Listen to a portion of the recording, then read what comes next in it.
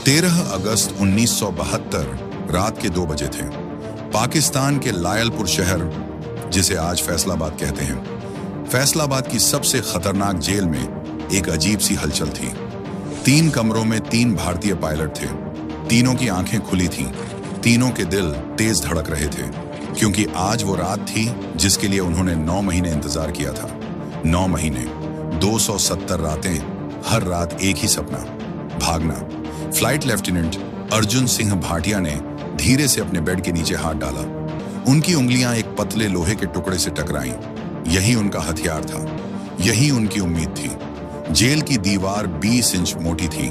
बाहर 3 टावर थे जिन पर हर वक्त पाकिस्तानी गार्ड्स तैनात रहते थे। बाहर की दीवार पर करंट वाले तार थे और उन तारों के पार एक अनजान मुल्क था, दुश्मन का मुल्क। लेकिन इन तीनों ने तय कर लिया था, मरना मंजूर है, रुकना नहीं। तो क्या वो उस रात भाग पाए? क्या वो कभी घर वापस पहुंचे?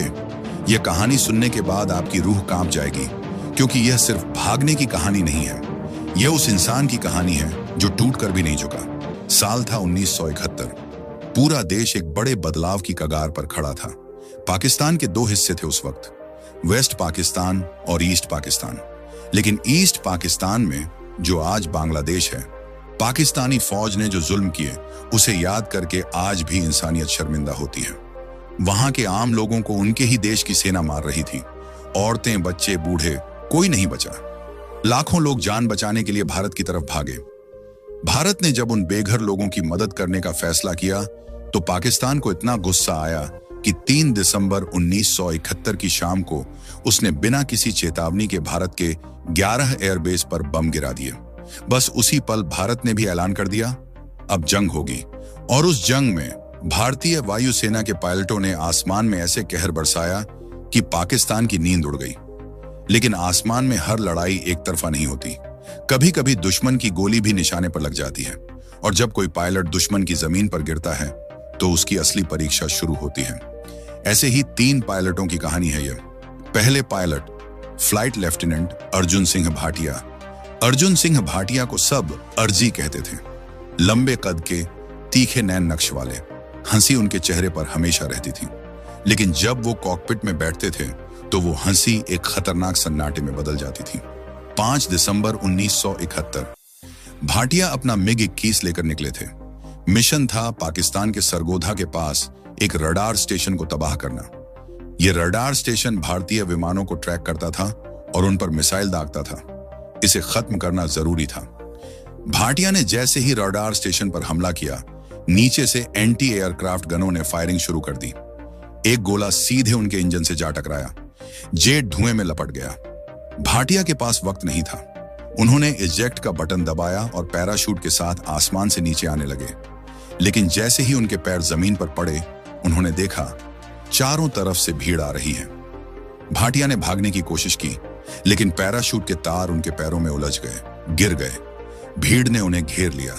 मारपीट हुई, कपड़े फटे, लेकिन पाकिस्तानी फौज समय पर पहुंच गई। इसे मत मारो, ये जिंदा काम का है। उन्हें उठाकर एक अंधेरे कमरे में ले जाया गया। वहां शुरू हुई पूछताछ नहीं, असल में टॉर्चर। 3 दिन तक भाटिया को सोने नहीं दिया गया। 3 दिन तक उन्हें खाना नहीं दिया गया, लेकिन उन्होंने मुंह नहीं खोला। दूसरे pilot flight lieutenant Vikram Rane Mumbai के थे। समंदर किनारे पले बढ़े, इसीलिए उनकी आंखों में एक दूर तक देखने वाली चमक थी। 7 दिसंबर 1971 को राणे अपना सुखोई लेकर निकले थे। मिशन था पाकिस्तान की एक सप्लाई लाइन काटना। वो एक पुल था जिससे पाकिस्तानी फौज को गोला बारूद और खाना पहुंचता था। राणे ने पुल पर हमला किया। पुल तबाह हो गया, लेकिन वापसी में दुश्मन के 2 F-86 सेबर जेट उनका पीछा करने लगे। राणे तेज थे, तेज और चालाक। उन्होंने एक तीखा मोड़ लिया। एक सेबर उनका पीछा नहीं कर पाया, लेकिन दूसरे सेबर ने मिसाइल दाग दी। मिसाइल ने उनके जेट की पूंछ पकड़ ली। राणे ने इजेक्ट किया। वो गिरे एक गांव के पास। गांव वालों ने उन्हें पकड़ा और पाकिस्तानी फौज को सौंप दिया। राणे के साथ सबसे पहले जो हुआ वो था अकेलापन। उन्हें 3 हफ्ते एक ऐसी कोठरी में रखा गया जिसमें कोई खिड़की नहीं थी। दिन रात का पता नहीं, बाहर की दुनिया का पता नहीं, सिर्फ अंधेरा और दीवारें। लेकिन राणे टूटे नहीं। उन्होंने दीवारों पर उंगली से दिन गिनने लगे। हर दिन एक खरोंच, जैसे कह रहे हों, मैं हूं, मैं यहां हूं। तीसरे pilot flight lieutenant Devendra Chauhan Rajasthan के थे। रेगिस्तान में पले होने की वजह से उनके अंदर एक अजीब सा धैर्य था।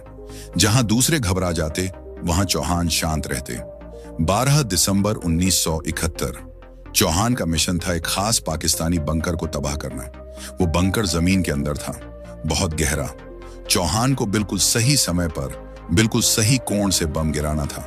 उन्होंने 2 बार चक्कर लगाया। तीसरी बार वो नीचे आए और बम गिराया।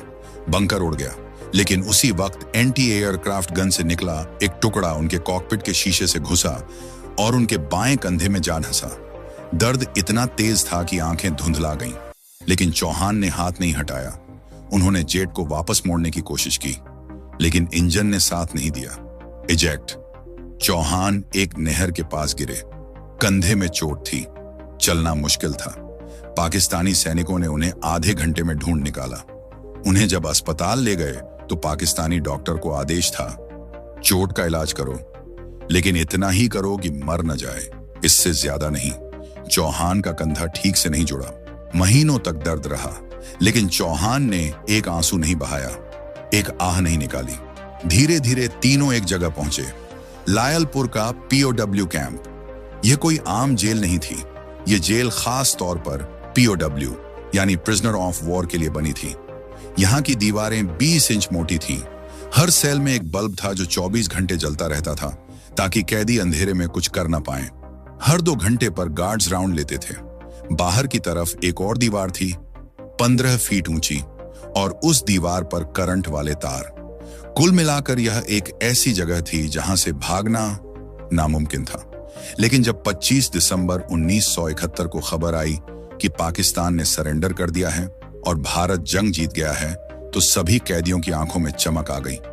अब तो जल्दी घर जाएंगे। लेकिन दिन बीतते गए, हफ्ते बीत गए, महीने बीत गए, कोई नहीं आया। राजनीति के पेच में उनकी रिहाई अटकी पड़ी थी। एक रात अर्जुन सिंह भाटिया ने धीरे से कहा, यार, अगर हम खुद नहीं निकले तो शायद सालों लग जाएंगे। राणे ने पूछा, क्या मतलब? भाटिया ने एक लंबी सांस ली और कहा, मतलब साफ है, हम भागेंगे। कमरे में सन्नाटा छा गया। चौहान ने खिड़की से बाहर देखा, गार्ड का साया दिख रहा था। फिर उन्होंने भाटिया की तरफ देखा और धीरे से कहा, बताओ, क्या सोचा है? उस रात वो तीनों सुबह तक बात करते रहे, और सुबह तक एक बात तय हो गई थी, यह तीनों भागेंगे या मरेंगे, बीच का कोई रास्ता नहीं। सबसे पहली जरूरत थी जानकारी, जेल का नक्शा, बाहर के रास्ते, बॉर्डर कहां है, अफगानिस्तान कितनी दूर है। इसके लिए उन्हें जेल के कमांडर मेजर इकराम उल्लाह का भरोसा जीतना था। मेजर इकराम उल्लाह पढ़ा लिखा आदमी था। उसे इतिहास और भूगोल का बहुत शौक था। भाटिया ने यह कमजोरी पकड़ी। वो रोज उससे बातें करने लगे, मुगल इतिहास पर, भारत पाक के बंटवारे पर, सिंधु सभ्यता पर। धीरे धीरे मेजर को लगा कि यह पायलट बहुत शरीफ और पढ़ा लिखा है, यह कभी भागने की कोशिश नहीं करेगा। इसी भरोसे का फायदा उठाकर एक दिन भाटिया ने कहा, मेजर साहब, क्या हमें पढ़ने के लिए कुछ किताबें मिल सकती हैं? और एक नक्शा, हम यहां बैठे बैठे इतिहास पढ़ना चाहते हैं। मेजर मुस्कुराया।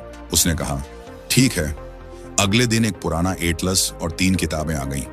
मेजर को जरा भी अंदाजा नहीं था कि वो अपने कैदियों को जेल की चाबी दे रहा है। तीनों ने रात भर नक्शा देखा। भाटिया ने समझाया, देखो, भारत का बॉर्डर नजदीक है, लेकिन वहां दोनों देशों की फौजें आमने सामने हैं, बारूदी सुरंगें हैं, वो रास्ता मौत का रास्ता है। राणे ने पूछा, तो फिर? भाटिया ने उंगली पश्चिम की तरफ रखी। अफगानिस्तान, चौहान ने कहा। लेकिन वो बहुत दूर है। भाटिया बोले, दूर जरूर है, लेकिन वहां के पहाड़ी रास्तों में न पुलिस है न चेक पोस्ट। वहां कबीले रहते हैं जो पाकिस्तान सरकार को ज्यादा नहीं मानते। हम वहां से छिपते छिपाते निकल सकते हैं। प्लान तय हुआ, रास्ता अफगानिस्तान। अब असली चुनौती थी जेल की 20 इंच मोटी दीवार तोड़ना, बिना किसी औजार के, बिना किसी शोर के, और बिना किसी को पता चले। औजार जुटाना। एक दिन जेल में नलसाज आया पाइप ठीक करने। चौहान उसके पास गए, बातें शुरू की, उसका ध्यान भटकाया, और जब वो नलसाज पाइप की तरफ झुका, चौहान ने फुर्ती से उसकी बेल्ट से एक छोटी छेनी खींच ली। दूसरे दिन एक गार्ड अपना टिफिन छोड़कर किसी काम से चला गया। राणे ने चुपचाप टिफिन से एक मोटा चम्मच निकाल लिया। अब उनके पास थी एक छेनी और एक चम्मच, दुनिया के सबसे पतले हथियार, लेकिन यही उनकी जिंदगी थी। सही सेल चुनना, उन्हें ऐसी सेल चाहिए थी जो जेल की बाहरी दीवार के सबसे पास हो। भाटिया ने एक चाल चली। उन्होंने गार्ड से कहा, यार हमारे कमरे में चूहे बहुत हैं, रात को नींद नहीं आती, क्या हम उस कोने वाली सेल में जा सकते हैं? गार्ड हंसा। चूहों से डरते हो पायलट साहब? भाटिया ने भी हंसकर कहा, नहीं यार, लेकिन नींद तो चाहिए ना। गार्ड ने सोचा, यह तो बस आराम मांग रहे हैं। उसने हां कर दी। तीनों उस कोने वाली सेल में शिफ्ट हो गए जो जेल की बाहरी दीवार के ठीक पास थी। पहली रात के 12 बजे भाटिया बेड के नीचे घुसे, छेनी उठाई और दीवार पर पहली बार छेनी चलाई। खटाक! बाहर गार्ड के कदमों की आवाज आई। भाटिया रुक गए। दिल की धड़कन तेज हो गई। ऊपर राणे ने खांसना शुरू किया, जोर से, लंबी खांसी। गार्ड रुका, फिर आगे चला गया। भाटिया ने राहत की सांस ली और फिर से शुरू किया, धीरे धीरे, बहुत धीरे। हर रात बस थोड़ा सा काम होता था। रात 12 से 1 बजे तक, सिर्फ 1 घंटा। उससे ज्यादा जोखिम था। दीवार से जो धूल और मिट्टी निकलती थी, उसे वो अपने कपड़ों में छिपाकर सुबह टॉयलेट में बहा देते थे। जो बड़े टुकड़े निकलते थे, उन्हें तकिए के खोल में भरकर रखते थे। दिन में उस छेद को एक पुराने कपड़े से ढक देते थे, फिर उसके आगे अपनी लोहे की अलमारी खिसका देते थे। बाहर से देखने पर सब नॉर्मल लगता था, लेकिन अंदर आजादी का रास्ता बन रहा था। एक रात जब सब खत्म होते होते बचा, एक रात शायद तीसरे महीने की बात थी। राणे बेड के नीचे थे और दीवार खोद रहे थे। तभी सेल का दरवाजा खुला। रात के 12:30 बज रहे थे। एक गार्ड अचानक अंदर घुस आया। भाटिया और चौहान बेड पर लेटे हुए थे। गार्ड ने टॉर्च जलाई। यहां 3 हैं या 2? भाटिया ने सोने का नाटक किया, आंखें बंद। चौहान ने भी। गार्ड की टॉर्च घूमी। बेड पर 2। उसने बेड के नीचे टॉर्च मारी। एक पल के लिए सब रुक गया। राणे ने सांस रोक ली। टॉर्च की रोशनी उनके चेहरे के ठीक 1 इंच पास से गुजरी। गार्ड को धूल दिखी, लेकिन राणे नहीं दिखे। वो थोड़ा और अंदर घुसे हुए थे। गार्ड ने टॉर्च बंद की, बड़बड़ाया और चला गया। सेल का दरवाजा बंद हुआ। फिर एक लंबी चुप्पी। राणे धीरे धीरे बाहर निकले। तीनों की आंखें मिली। कोई कुछ नहीं बोला, कोई जरूरत नहीं थी। कंपास बनाना 1 महीने बाद उन्हें एहसास हुआ कि जेल से निकलने के बाद दिशा नहीं पता होगी। रात का अंधेरा होगा, अनजान जमीन होगी। बिना कंपास के वो रेगिस्तान में भटक जाएंगे। चौहान ज्योतिपांशिन, जो सबसे शांत दिमाग के थे, ने एक तरकीब सोची। उन्होंने एक सुई ढूंढी, जेल की सिलाई किट से। फिर एक छोटा सा चुंबक चाहिए था। उन्होंने जेल में मिले एक पुराने ट्रांजिस्टर रेडियो के अंदर से, जिसे गार्ड ने उन्हें सुनने के लिए दिया था, एक छोटा मैग्नेट निकाला। उस मैग्नेट पर सुई को 200 बार रगड़ा। फिर उस सुई को एक कागज की नाव पर रखा और पानी के कटोरे में तैराया। सुई उत्तर की तरफ मुड़ गई। बस, कंपास तैयार। जेल के अंदर भेस बदलना। जेल में हर महीने कुछ पैसे मिलते थे। इन्हीं पैसों से उन्होंने टुकड़ों में सामान इकट्ठा किया, सूखे मेवे, बिस्कुट, एक छोटी टॉर्च और सबसे जरूरी, पठानी सूट। जेल के दर्जी को कहा गया कि 3 पठानी सूट सिलो। दर्जी ने पूछा, क्यों? भाटिया ने कहा, यहां ठंड बहुत है, ऊपर से कुछ पहनना है। दर्जी ने सिल दिए।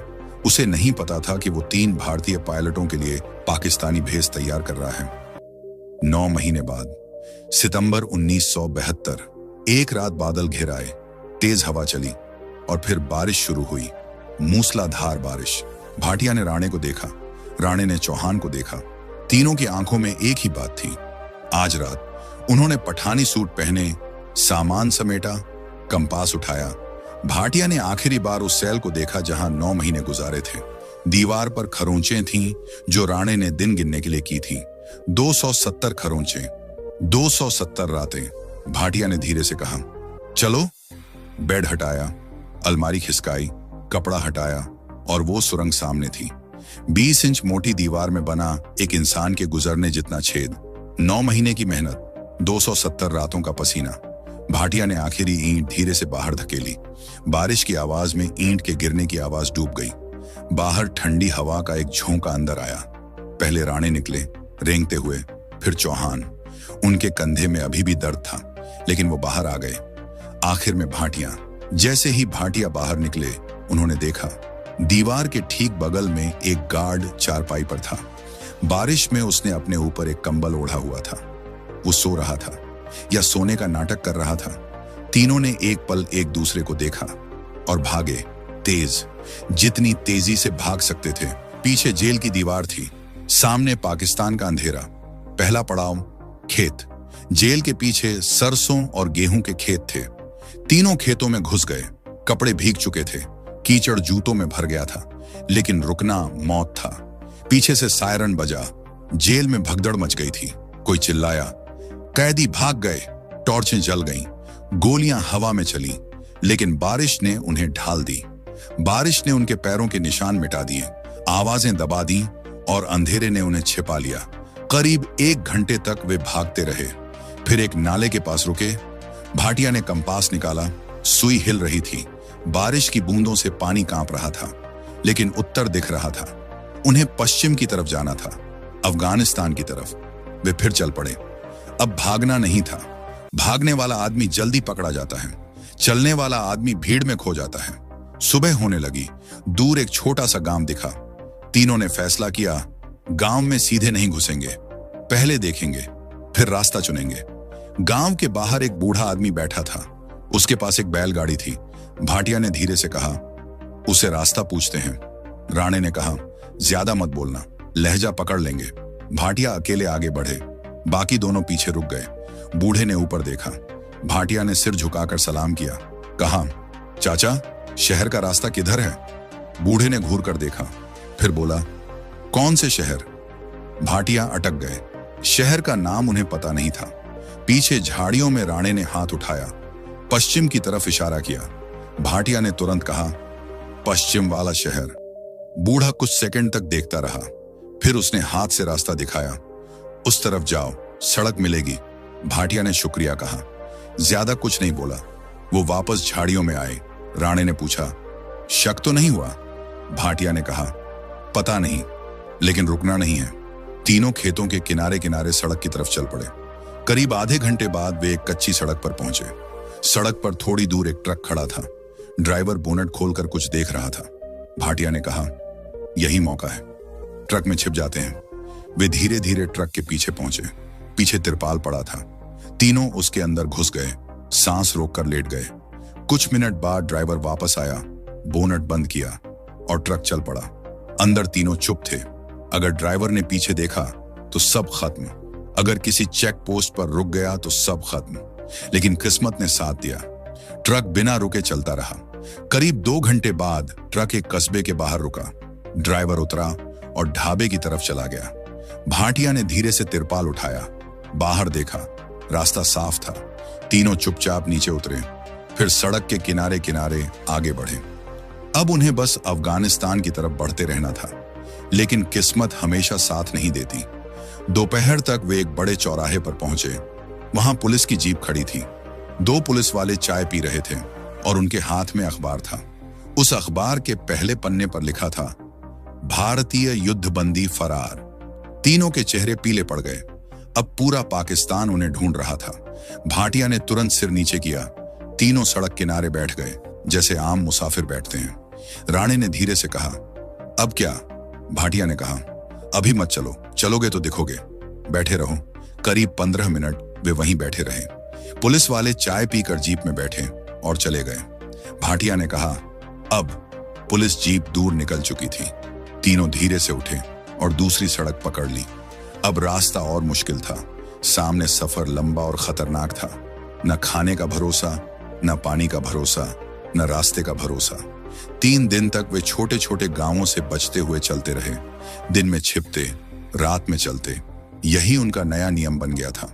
एक रात उन्हें दूर से गाड़ियों की आवाज सुनाई दी। सड़क पर सेना की गाड़ियां जा रही थी। वे तीनों झाड़ियों में दब गए। एक जवान ने टॉर्च झाड़ियों की तरफ मारी। रोशनी उनके चेहरों के पास से गुजरी, लेकिन इस बार भी किस्मत ने साथ दिया। गाड़ियां आगे निकल गईं। रात का अंधेरा उनका सबसे बड़ा दोस्त था। जीटी रोड पर पहुंचकर उन्होंने एक ट्रक रोका। ड्राइवर ने पूछा, कहां जाना है? भाटिया ने पश्चिमी पंजाबी लहजे में कहा, पेशावर। ड्राइवर ने गौर से देखा, फिर सिर हिलाया। बैठो। सुबह वो पेशावर पहुंचे। वहां से लंडी कोतल खैबर दर्रे के पास। अफगानिस्तान की सरहद बस कुछ किलोमीटर दूर थी। आजादी आंखों के सामने थी, लेकिन तभी गलती हुई। चौहान को बहुत प्यास लगी थी। एक चाय की दुकान पर रुके। एक आदमी ने उन्हें ध्यान से देखा। उनके जूते पुराने थे, जेल के। उनकी भाषा में एक अजीब सा मेल था। उस आदमी ने पास आकर पंजाबी में पूछा, कहां से आ रहे हो भाई? भाटिया ने कहा, पेशावर एयरबेस से। तो आईडी दिखाओ। घर पर छूट गई। एयरफोर्स के आदमी का आईडी घर पर नहीं छूटता। पास में खड़े एक और आदमी ने चिल्लाया, पकड़ो इन्हें। भीड़ जमा हो गई। पाकिस्तानी पुलिस आ गई। तीनों के हाथ पकड़ लिए गए और आजादी से बस 7 किलोमीटर पहले उन्हें दोबारा जेल ले जाया गया। जब तीनों को वापस लाया गया तो जेल में सन्नाटा था। मेजर इकरा मुल्लाह उन्हें देख रहा था। वो कुछ नहीं बोला, सिर्फ एक लंबी नजर डाली और चला गया। तीनों को 30 दिन की सॉलिटरी कन्फिनमेंट दी गई, अलग अलग, अकेले। लेकिन एक बात हुई, उनकी इस कोशिश की खबर दुनिया में फैल गई। अंतरराष्ट्रीय रेड क्रॉस ने पाकिस्तान से सवाल पूछे। भारत सरकार पर भी दबाव बढ़ा और आखिरकार दिसंबर 1972 में पाकिस्तान के राष्ट्रपति जुल्फिकार अली भुट्टो ने ऐलान किया, सभी भारतीय युद्धबंदियों को रिहा किया जाएगा। जिस दिन तीनों वाघा बॉर्डर से भारत की तरफ आए, उस दिन उनके पैरों के नीचे की जमीन कांप रही थी, इमोशन से। हजारों लोग तिरंगे लेकर खड़े थे। राणे की आंखों में आंसू आ गए। वो रोए नहीं, लेकिन उनकी आंखें बोल रही थीं जो जुबान नहीं कह सकती थी। चौहान ने जमीन को हाथ से छुआ।